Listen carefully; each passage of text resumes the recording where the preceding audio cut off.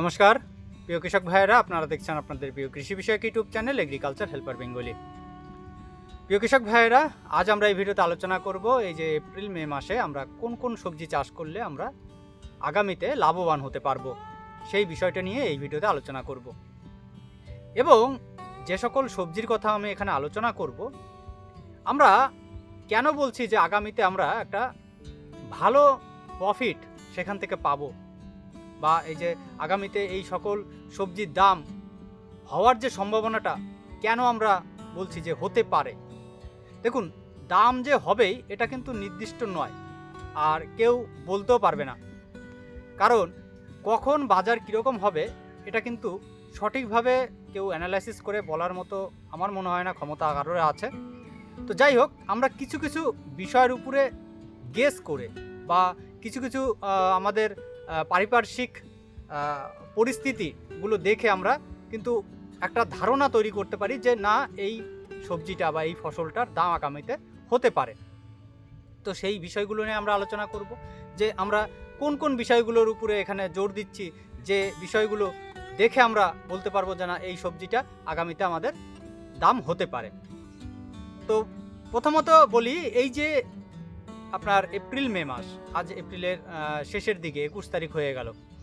তো April May মাসে আমরা যদি এখন বিশেষ করে সবজির ফসলটা বসাই, তাহলে আমরা তার যে ফলনটা পাবো, ফলনটা কতদিন পর পাবো? 50 দিনের পরে গিয়ে, 50-60 দিনের পরে গিয়ে আমরা ফলনটা পাচ্ছি। এবং এটা হচ্ছে বাংলার যদি আমরা বলি তাহলে হচ্ছে আপনার বৈশাখ জ্যৈষ্ঠী মাস।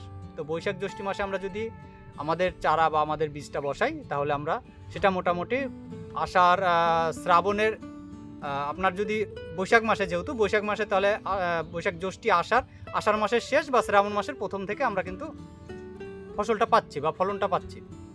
তো এই সময়টা কি থাকে না, বর্ষার সময় থাকে। আর এই বর্ষার সময় আপনার পারিপার্শ্বিক যেগুলো নিচু জায়গা, সেই জায়গার যে জমিগুলো, সেটা বেশিরভাগ জলে তলিয়ে যায়, ফসলটা নষ্ট হয়ে যায়। তো সেই ক্ষেত্রে কিছু কিছু সবজির দাম আপনারা যদি আপনার উঁচু জমিতে চাষ করেন, তাহলে সেক্ষেত্রে ভালো পাওয়া যায়।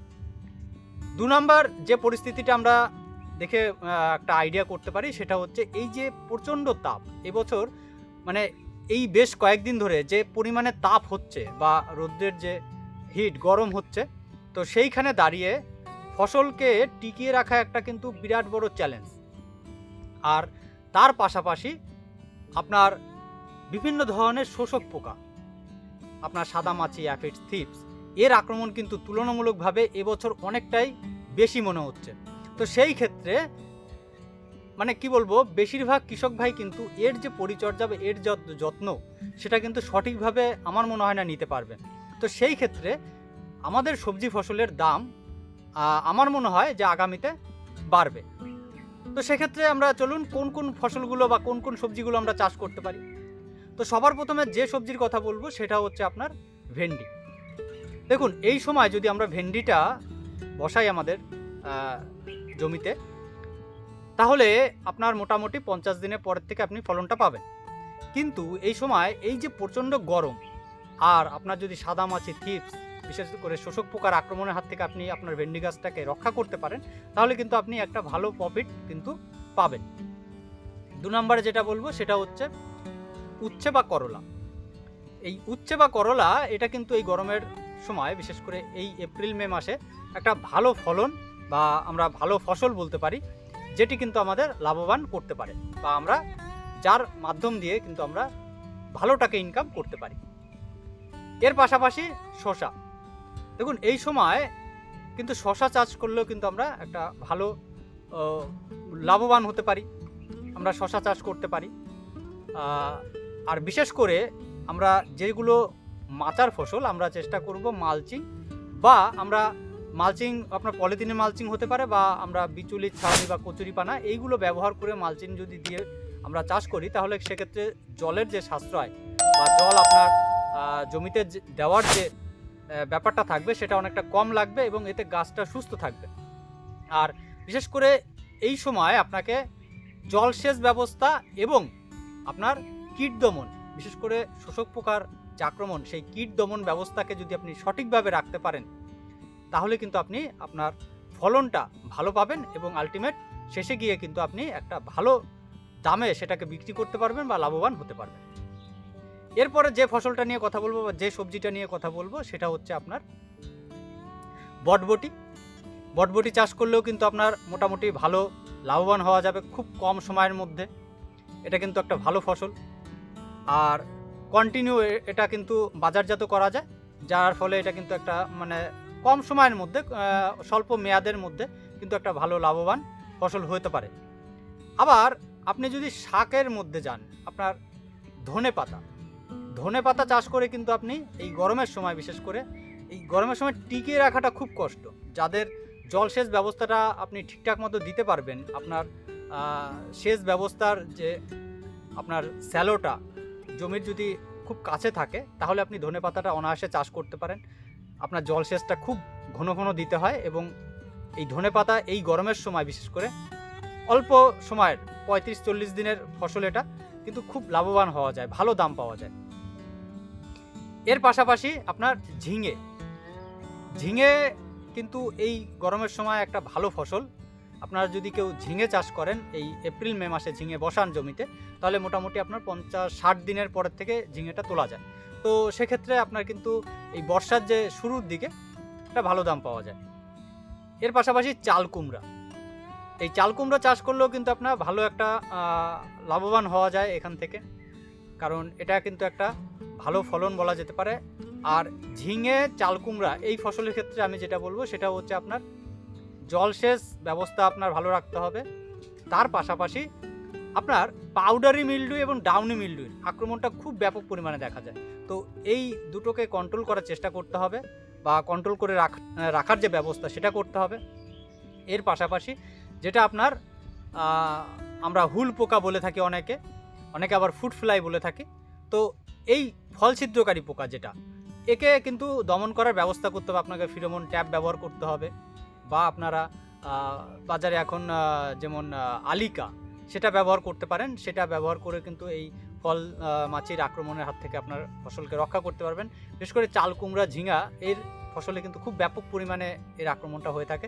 তো এইটাকে, আর এই গরমের সময় বিশেষ করে, তো এটাকে যদি আপনারা ঠিকঠাক মতো করতে পারেন তাহলে কিন্তু একটা লাভবান হওয়া যেতে পারে। তো মোটামুটি এই সকল ফসল বা এই সকল সবজিগুলো চাষ করলে আমরা কিন্তু এই সময় আমি বলবো যে আশা করা যায় একটা লাভবান হওয়ার চান্স আছে। এর পাশাপাশি আমরা যে বিগত টাইম বা আমরা এই যে কন্টিনিউ দেখে আসছি সেটা হচ্ছে বেগুনের কিন্তু এবছর ভালো মার্কেট গেল। বেগুনের মোটামুটি এখনও যদি আমরা আমাদের লোকাল পাইকারি মার্কেট বলি তাহলে 70-80 টাকা কেজি। তো সেক্ষেত্রে বেগুনটা কিন্তু সারা বছরই আমাদের মনে হয় 50 টাকার নিচে আসেনি। তো বেগুন চাষও করা যেতে পারে। আর এই গরমের সময় কিন্তু বেগুনের খুব সমস্যা দেখা যায়, তাই আশা করা যায় যে মোটামুটি এখন যদি আপনি বেগুন চাষ করেন তাহলে এই যে বর্ষার সময় গিয়ে কিন্তু বেগুনের মানে এই যে রেট চলছে 70-80 টাকা, এই রেটটা থেকে যাবে। তো এই 70-80 টাকা কেজি মানে বেগুনের একটা কিন্তু বিরাট দাম বলা যেতে পারে। তো আমরা কিন্তু বেগুনও চাষ করতে পারেন। যারা বেগুন চাষ করতে চাইছেন, যারা আমি বলবো বেগুনটার যত্ন পরিচর্যা ঠিক মতো নিতে পারবেন এবং কীটনাশক ব্যবহারটা ঠিক মতো করতে পারবেন, তারাই বেগুন চাষে নামবেন। কারণ বেগুনে ফল ছিদ্রকারী, কাণ্ড ছিদ্রকারী পোকার আক্রমণ যেমন বর্তমানে বেশি হবে, তার পাশাপাশি কিন্তু এই যে ভাইরাস, যে পাতা হলুদ হওয়া মোজাইক ভাইরাস, এর আক্রমণ কিন্তু তুলনামূলকভাবে মানে আগের থেকে এখন অনেকটাই বেশি। তাই ভালো জাতের আপনারা অবশ্যই বেগুনের বীজ বা বেগুন জাত নির্বাচন করবেন। আর সকল কৃষক ভাইদের বলবো যারা এই সকল সবজি চাষগুলো করবেন তারা অবশ্যই হাইব্রিড জাতের এবং আর্লি জাতের যে বীজগুলো বা আপনার জাতগুলো, ভ্যারাইটিগুলো পাওয়া যায় সেগুলো ব্যবহার করার চেষ্টা করবেন। আর বিশেষ করে রোগ প্রতিরোধ ক্ষমতাশালী বীজ নেওয়ার চেষ্টা করবেন। তাহলে কি হবে, আপনার যে গাছের মধ্যে স্ট্রেংথ সেগুলো ভালো থাকবে, বিভিন্ন ধরনের রোগের হাত থেকে, কীটের হাত থেকে কিন্তু গাছটা ভালো থাকবে। আর বিশেষ করে আর একটা কথা না বললেই নয়, সেটা হচ্ছে সার ব্যবস্থা। এই যে গরমের সময় কিন্তু আমরা যেটা দেখতে পাই আর কি, সেটা হচ্ছে সার ব্যবস্থা নিয়ে অনেকে অনেক রকম মতভেদ পোষণ করেন। তো সেক্ষেত্রে বলবো, কারণ একে তো প্রচণ্ড হিট মাটিতে, তো সেক্ষেত্রে রাসায়নিক সারটাকে তুলনামূলকভাবে কম ব্যবহার করে জৈব সারটাকে একটু বেশি ব্যবহার করলে কী হয়, মাটিটা গরম হওয়ার যে বা হিট হওয়ার যে প্রবণতা সেটা অনেকটা কমে যায়, মাটিটা ঠান্ডা থাকে। তো এই ক্ষেত্রে কিন্তু গাছের গ্রোথ বৃদ্ধি এগুলো ভালো হয়। আপনি যত বেশি রাসায়নিক সার ব্যবহার করবেন মাটি হিট তত হবে, আর এতে গাছের তত ক্ষতি হয়। তো এই বিষয়গুলো আপনারা অবশ্যই একটু খেয়াল রেখে আপনারা যদি চাষাবাদ করেন, আর এই বিশেষ করে এপ্রিল মে মাসে কিন্তু যারা বিশেষ করে সবজি চাষ করতে চাইছেন তারা আপনাদের ফসলের যত্ন পরিচর্যা এগুলো ঠিকঠাক মতো নেওয়ার চেষ্টা করবেন। রোগের আক্রমণ খুব একটা বেশি হয় না, কিন্তু কীটের আক্রমণ সব থেকে বেশি, আর বিশেষ করে আপনার শোষক পোকা যেগুলো হয় তার আক্রমণ সব থেকে বেশি হয়। তো সেই দিকটাকে আপনাকে লক্ষ্য রাখতে হবে। তো যাই হোক প্রিয় কৃষক ভাইয়েরা, আশা করি এই ছোট্ট ভিডিও থেকে আপনাদের কিছুটা হলেও উপকার আসবে। আর যদি ভিডিওটি ভালো লেগে থাকে তাহলে ভিডিওকে একটি লাইক করবেন, ভিডিও শেয়ার করবেন, আর কেউ জানা থাকলে অবশ্যই কমেন্ট করে জানাবেন। তাহলে আজ এই পর্যন্ত, দেখা হবে পরবর্তী ভিডিওতে। নমস্কার।